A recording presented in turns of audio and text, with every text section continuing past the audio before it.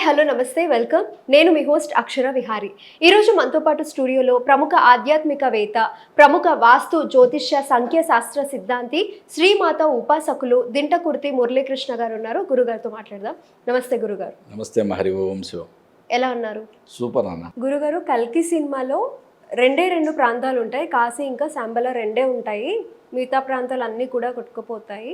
అయితే శాంబల నగరంలో మరియమ్మ క్యారెక్టర్ ఏదైతే ఉందో అది ఎలా పెడతారు అసలు డైరెక్టర్? అది కంప్లీట్గా అవుట్ ఆఫ్ హిందూయిజం కదా, అది ఎలా పెడతారు? ఒక డైరెక్టర్ అంటే చాలా చాలా చాలా పరిశోధనలు అలాంటివి చేసి మరీ మూవీ తీస్తారు. మరి ఈయనేం చేయలేదా అన్ని కూడా విమర్శలు వినిపిస్తున్నాయి యూట్యూబ్లో. మరి దీని మీద మీరు ఏం చెప్పాలనుకుంటున్నారు?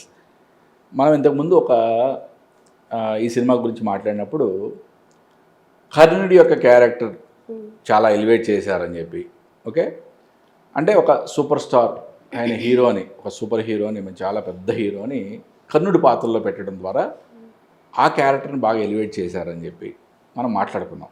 ఓకే, ఇప్పుడు అక్కడ డైరెక్టర్ తప్ప ఎవరు తప్ప అనే తర్వాత సంగతి. కానీ ఇప్పుడు ఈ ఆనవాయితీ అనేది ఎప్పటి నుంచో ఉందని కూడా మనం మాట్లాడుకున్నాం. 1970s 80s నుంచే, అంటే సీనియర్ ఎన్టీఆర్ గారు, ఏఎన్ఆర్ గారు వీళ్ళందరూ ఉన్నప్పటి నుంచి ఎక్కువగా సీనియర్ ఎన్టీఆర్ గారు కొన్ని నెగిటివ్ క్యారెక్టర్స్ కూడా ఆయన చాలా ఇష్టపడి చేశారు. రావణ బ్రహ్మ అని, కర్ణుడి పాత్రలో కానీ, దుర్యోధనుడి పాత్రలో కానీ. అంటే ఆ క్యారెక్టర్ ఆయన చేయడం వలన ఆ క్యారెక్టర్కి అందం వచ్చి ఉండొచ్చు, అలా అని చెప్పి ఆ క్యారెక్టర్ చాలా గొప్పది అనుకోవటానికి ఉండదు. అంటే కర్ణుడు చాలా గొప్పవాడు, దుర్యోధనుడు చాలా గొప్పవాడు, రావణాసురుడు, రావణ బ్రహ్మ చాలా గొప్పవాడు అనుకోవటానికి లేదు. వీళ్ళందరూ కారణ జన్ములే, పురాణ పురుషులే.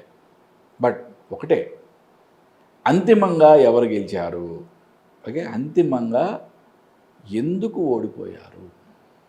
ప్రతి మనిషిలోనూ పరమాత్మ ఉన్నానని చెప్పాడు కదా. ఈవెన్ మీలో ఉన్నాడు, నాలో ఉన్నాడు. అంటే మనలో ఎటువంటి దుర్గుణాలు లేకపోతే, అరిషడ్ వర్గాలను మనం ఆరిటిని మనం జయించినట్లయితే we are nothing but Shrikrishna or Shrirama. అదే కదా మన ప్రాబ్లం. కాబట్టే రావణాసురుడైనా ఎంతో గొప్పవాడు, ఎంతో పరాక్రమవంతుడు, ఎన్నో ఆయనకి ఎన్నో విద్యలు వచ్చినా ఏమైంది చివరికి నేల కొరగాల్సిందే. అలాగే శ్రీకృష్ణుడు భారతంలో ఏం చెప్పాడు ఆయన చాలా క్లియర్గా, నిండు గౌరవ సభలో ఎవరైతే ద్రౌపదిని అవమానించారో వాళ్ళు చూసి ఎవరైతే ఖండించలేదో వాళ్ళు కూడా, ఈవెన్ భీష్ముడైనా, ఈవెన్ గురువైనా, ద్రోణాచార్యుడైనా, ఎవరైనా సరే మట్టి కరవాల్సిందే అని చెప్పాడు. అక్కడ నువ్వు ధర్మాన్ని పాటిస్తే భగవంతుడు మరి వాళ్ళందరినీ కాపాడేవాడు కదా.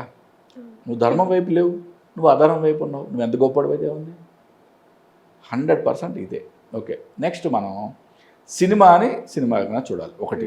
ఓకే, జనరల్గా ఏంటంటే ఇవాళ మనకి అట్లీస్ట్ పురాణాలని కథల్లాగా చెప్పేవాళ్ళు ఇంట్లో తాతల్లో, అమ్మమ్మలో, మా అమ్మలో లేక మనకి చాలా ప్రాబ్లం అవుతుంది. ఇదివరకు ఏంటంటే కూర్చోబెట్టుకుని చెప్పేవాళ్ళు అట్లీస్ట్ ఈ కథలన్నీ.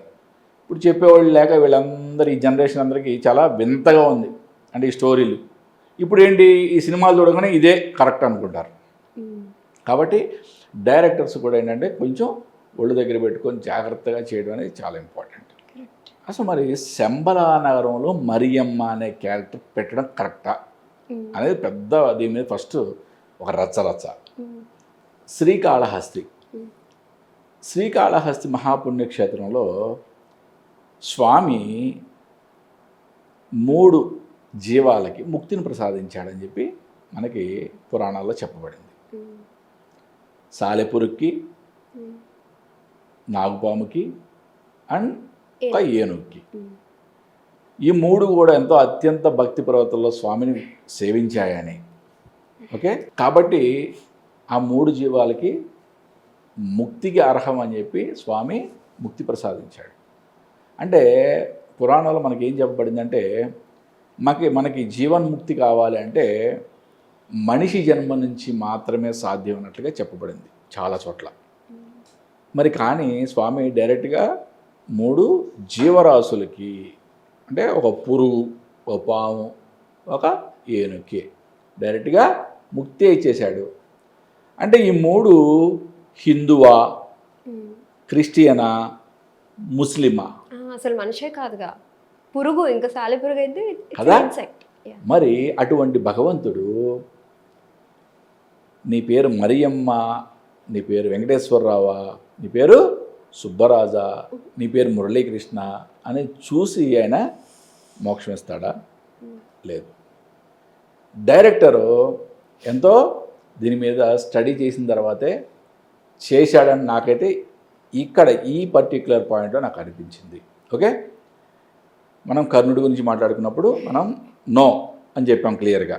భగవంతుడు పేరును బట్టో, జాతిని బట్టో, మతాన్ని బట్టో, కులాన్ని బట్టో మోక్షం ఇస్తాడు అంటే కాదు. ఓకే, ఆయన నీ పేరేంటి, నీ మతం ఏంటి అని ఇక్కడ చూడరు.